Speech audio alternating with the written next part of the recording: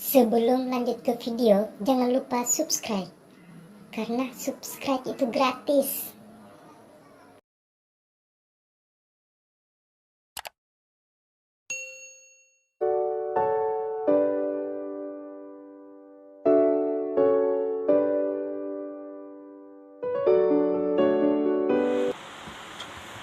Oke, bismillahirrahmanirrahim.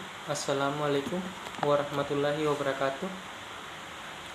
Ada pepatah mengatakan tidak kenal maka tak sayang. Jadi, di sini saya akan memperkenalkan terlebih dahulu nama saya. Jadi, perkenalkan, nama saya Rian Hidayat. Saya berasal dari Kecamatan Samaturu, Kabupaten Kolaka, Kelurahan Tonganapu. Di sini saya akan sedikit menjelaskan tentang sistem informasi geografi, atau yang kita sering kenal dengan kata SIG, atau disingkat kata SIG atau sistem informasi geografi. Kata sistem informasi geografi ini sangatlah berpengaruh bagi kehidupan kita. Sangatlah penting kalau kita memahami tentang sistem informasi geografi ini. Di sini sistem informasi geografi, atau dalam bahasa Inggris itu geografi informasi sistem, atau yang sering disingkat juga dengan kata GIS atau geografi informasi sistem. Jadi, sistem informasi geografi ini adalah sistem informasi yang khususnya mengelola data yang memiliki informasi spasial yang berreferensi ke ruangan. Atau dalam arti yang lebih sempit, adalah sistem komputer yang memiliki kemampuan untuk membangun, menyimpan, mengelola, dan menampilkan informasi yang berreferensi tentang geografi. Saya ulang lagi tadi. Dalam arti sempitnya, yaitu sistem komputer yang memiliki kemampuan untuk membangun, menyimpan, mengelola, dan menampilkan informasi yang berreferensi tentang geografis. Misalnya, data yang diidentifikasi menurut lokasinya. Dalam sebuah database, para praktisi juga memasukkan orang yang membangun dan mengoperasikannya data sebagai bagian dari sistem ini.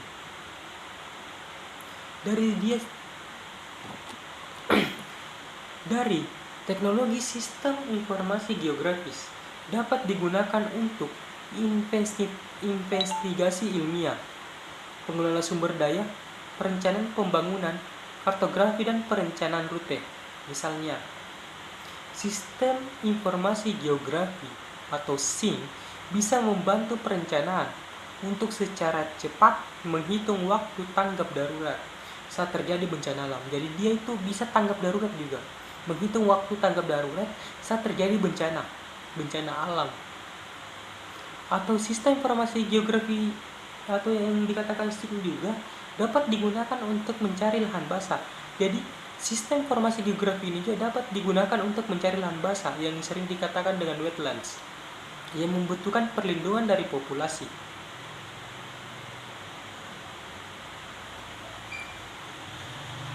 Jadi banyak sekali manfaat-manfaat tentang sistem informasi geografi. Dan para ahli juga banyak sekali para ahli yang menjelaskan pengertian tentang sistem informasi geografis. Yang pertama yaitu ada Aronnax. Aronnax menjelaskan tentang sistem informasi geografis pada tahun 1989. Sistem informasi geografi adalah sistem informasi yang memasukkan, mengelola, memanipulasi, dan menganalisis data serta memberi uraian. Itu salah satu menurut para ahli yang mengemukakan tentang pengertian tentang sistem informasi geografis. Dan masih banyak lagi para ahli yang menjelaskan tentang sistem informasi geografis. Dan dari ada Bung Rof itu 1986. Ada Kang Sung Chang pada tahun 2002, dan masih banyak lain.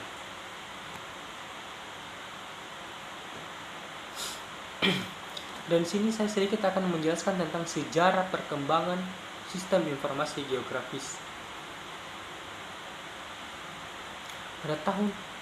Pada tahun 35.000 tahun yang lalu, di dinding gua Lascaux, Prancis, para pemburu atau Cro-Magnon atau menggambarkan hewan mangsa mereka dan juga garis yang dipercaya sebagai rute migrasi hewan-hewan tersebut. Catatan awalnya ini sejalan dengan dua elemen struktur pada sistem informasi geografis modern sekarang ini. Arsip grafisnya yang terhubung ke database atribut.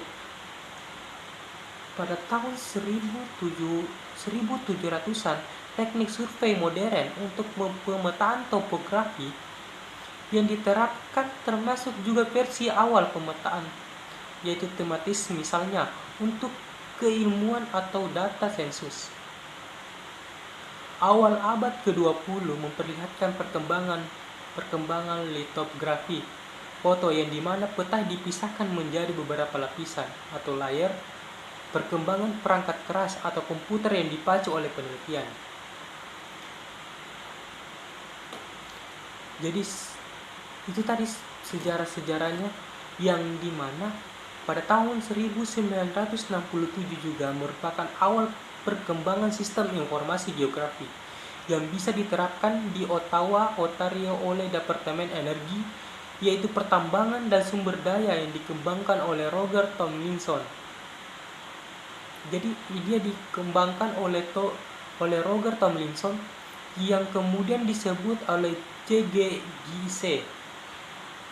CGIS, yaitu Canadian Geosync Canada, yang digunakan untuk menyimpan, menganalisis, dan mengelola data yang dikumpulkan untuk investariasi tanah Kanada atau CLI, Canadian Land Inventory. Dan di sini saya akan sedikit menjelaskan tentang pengetahuan yang mengenai bagaimana mengumpulkan data, yang memasukkan dan mengeluarkan data, serta bagaimana menggunakan merupakan kunci analisis di dalam C. Kemampuan analisis berdasarkan aspek spasial yang dapat dilakukan oleh sistem informasi geografi. Yang pertama itu klasifikasi. Klasifikasi yang pengelompokan data keruangan atau spasial yang menjadi data keruangan spasial, yang berarti contoh adalah mengklasifikasikan tata guna lahan untuk permukiman, pertanian, perkebunan, dan hutan yang berdasarkan analisis data kemiringan atau data ketinggian dari peta topografinya, dari peta topografi. Hasilnya berupa peta-peta guna lahan. Yang kedua itu ada overlay. Overlay juga yaitu menganalisis dan mengintegrasikan dua atau lebih data keruangan yang berbeda. Contoh, dalam menganalisis daerah rawan erosi dengan mengoverlaykan tumpang susunan data ketinggian, jenis tanah, dan kadar airnya. Baru yang ketiga itu networking yaitu analisis yang bertitik tolak pada jaringan yang berdiri dari garis-garis dan titik-titik yang saling berhubungan. Baru keempat itu ada buffery yaitu analisis yang akan menghasilkan buffer atau penyangga yang bisa membentuk lingkaran atau poligon yang melingkup suatu objek sebagai pusat, sehingga kita bisa mengetahui beberapa parameter objek dan luas wilayahnya. Baru yang kelima itu 3 dimensi, yang dimana 3 dimensi adalah analisis ini sering digunakan untuk memudahkan atau yang kelima itu 3 dimensi. 3 dimensi ini, analisis ini sering digunakan untuk memudah pemahaman karena data divisualisasikan dalam bentuk 3 dimensi.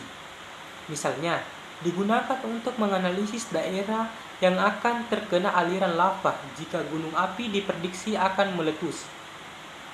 Itulah tadi penjelasan singkat saya tentang sistem informasi geografis. Lebih dan kurangnya mohon dimaafkan. Assalamualaikum warahmatullahi wabarakatuh.